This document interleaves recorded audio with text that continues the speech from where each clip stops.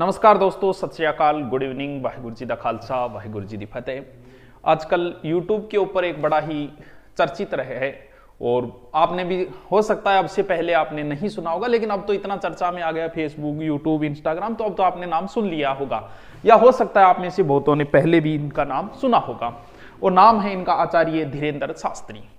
मैं आपको एक एक चीज ना कि किसी का पक्ष रखते हुए ना कि विपक्ष रखते हुए आपको मैं बता रहा हूं, ये आपका निर्णय है कि कृपा है, जादू है या पाखंड है, अंधविश्वास है या हनुमान जी महाराज की कृपा, ये फैसला आपका है, ये आपको सोचना है। मैं एक अध्यापक के नाते जो बता रहा हूं, जो चीजें हैं उनको बताते हुए आपको लास्ट तक ले जाता हूं। आप लास्ट तक देखिए, फिर आपका निर्णय है, अपना निर्णय। इनका नाम है आचार्य धीरेंद्र शास्त्री और इनके दादा का नाम है भगवान दास गर्ग और इनके पिता का नाम है राम कृपाल गर्ग। इनके राम कल्याण, ये दो भाई हैं, बड़े भाई धीरेंद्र शास्त्री जी हैं और छोटे सालिम राम गर्ग, जैसा कि इन्होंने एक इंटरव्यू में बताया उस आधार पर। वर्तमान में ये बागेश्वर धाम के पीठाधीश्वर हैं और इनकी उम्र लगभग 26-27 या लगभग 26 साल उम्र बताते हैं इनकी। अब बात करते हैं हम बागेश्वर धाम की कि ये कहाँ है, क्या है। बुंदेलखंड आपने नाम सुना होगा, खजुराहो तो सुना ही सुना होगा जी के पढ़ने वालों में। ये छतरपुर एमपी के अंदर, उसी के आसपास में पड़ता है, छतरपुर एमपी के अंदर। अब यह है कि यहां किस वजह से ये प्रसिद्ध हुए, क्या इन्होंने अपने बचपन के बारे में भी बताया। धीरेंद्र शास्त्री जी आचार्य, लोग इन्हें बाबा कहते, जबकि ये खुद को ये कहते मैं कोई बाबा नहीं हूं, मुझे धीरेंद्र शास्त्री आचार्य होगी। तो इन्होंने बचपन के बारे में बताया कि बड़ी गरीबी में बचपन गुजरा है और धीरे उस समय मैं राम कथा करता था या कथा करके अपना जीवन यापन करते थे परिवार का और का, इस हिसाब से। तो इन्होंने इंटरव्यू में जब पूछा गया पत्रकार कि अब आप गाड़ियों में चलते हो, तो उन्होंने कहा कि भक्त हमें गाड़ी दे जाते हैं कि आप बैठिए कुछ दिन तक कृपा, तो हम उनकी इज्जत रख लें, गाड़ी रख लेते। मेरे पास वर्तमान में कोई गाड़ी नहीं है, सिर्फ एक मोटरसाइकिल है, ऐसा इन्होंने इंटरव्यू के अंदर बताया था। नहीं, अब बात यह कि बागेश्वर धाम क्यों चर्चा के अंदर है। यहां पर अर्जी लगाई जाती है, जिसे पेशी कहते हैं, कि 5 मंगलवार जाना होता है, पेशी लगाई जाती है और उनके बाद में धीरेंद्र शास्त्री जी जो है वो स्वयं बुलाते हैं और बुलाने के बाद पर्चे में उनके बारे में लिख, जैसा आपने देखा भी होगा, पर्चे के अंदर वो लिख देते हैं, जो भी समस्या होती है वो पहले बता देते हैं कि ये बातें लिखिए, ये, और उसका समाधान भी बताते हैं। पहले इतने प्रसिद्ध नहीं थे ये, बाद में YouTube की दुनिया में आए। YouTube पे इनके वीडियो और कुछ चैनल भी होते हैं, जैसे टीवी वगैरह चलते हैं ना धार्मिक कथा, उन पे आने के बाद में धीरे धीरे ये प्रसिद्ध है। लेकिन वर्तमान में, और एक बात और बता दूं, जून 2022 में इन्हें धीरेंद्र शास्त्री लंदन संसद ने 3 अवार्ड भी दिए थे। अब बात करते हैं कि बागेश्वर, वैसे जिसमें स्वर आ जाता है वो शिव के उपासक होते हैं, लेकिन इन्होंने बताया कि हनुमान जी महाराज का, ऐसा कहते हैं, इन्होंने बताया कि लगभग 320 साल पहले यहाँ मूर्ति प्रकट हुई थी और वो उनके दादाजी जो पहले सेवा करते थे उनको आशीर्वाद भी दिया था कि आपका नाम पूरे भारत के अंदर फैलेगा। हनुमान जी ने उन्हें आशीर्वाद दी। इस प्रकार की बातें इन्होंने खुद ही बताई थी इंटरव्यू के अंदर। सत्यनारायण की एक कथा करते हैं, ठीक है। अब बात ये आई, आपको बता दिया कि नाम बोलते हैं, ये नाम बोलने के बाद उसे बताते हैं, समस्या का समाधान भी बताते हैं और वीडियो देखे भी होंगे आपने।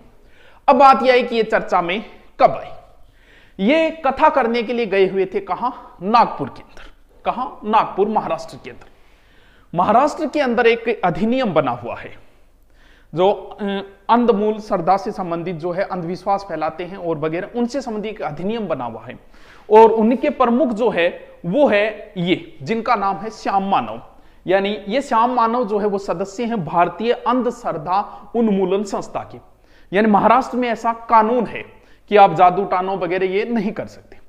इन्होंने चैलेंज दे दिया था धीरेंद्र, जब वहां नागपुर के अंदर कथा थी, इन्होंने उनको चैलेंज दे दिया कि अगर उन्होंने कहा कि आप जो है वो एक प्रकार से ये अंधविश्वास फैला रहे हो, आप जो कहते हो कि जादू टोना है या किसी को कहते हो कि आपके ऊपर भूत प्रेत का साया है, जादू कर दिया, किसी ने खिला दिया, ये धाराएं हैं, 2, 6 और 8 नंबर की धारा के तहत आप पे केस दर्ज होता है, ऐसा उन्होंने कहा।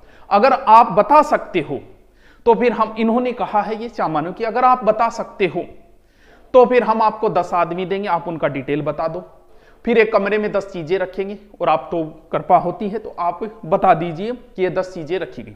अगर आप ऐसा 10 में 90% बातें भी आपकी सही मिल गई तो हम आपको 30 लाख रुपए इनाम दें। वो आपकी मर्जी, आप लेते हैं या नहीं लेते हैं, ठीक है। और आपको भी 3 लाख अगर आप देते हो तो भी देते हो तो ठीक है, नहीं वरना फिर आप ये चीजें बता दीजिए।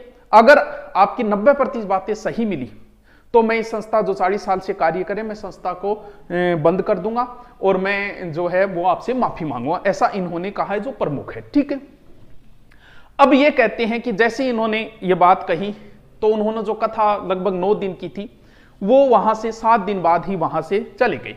इन्होंने कहा कि आप यहां से कैसे मतलब भाग गए आप यहां से, जब हमने आपको चैलेंज दिया।